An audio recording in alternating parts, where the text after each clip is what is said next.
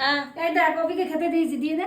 হ্যাঁ যা দেখো মাটির থালায়, বাবা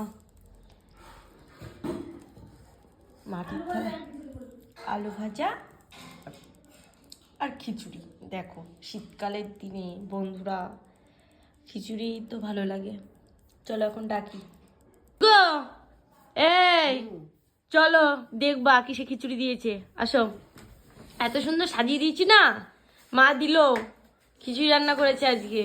চলো হেব্বি সুন্দর করেছে, চলো।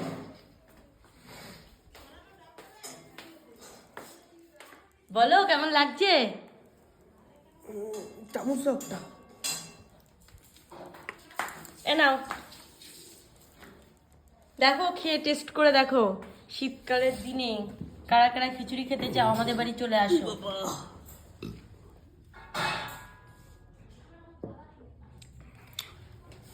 সকাল সকাল খিচুড়ি খেতে ইচ্ছে করছে আমার খুব।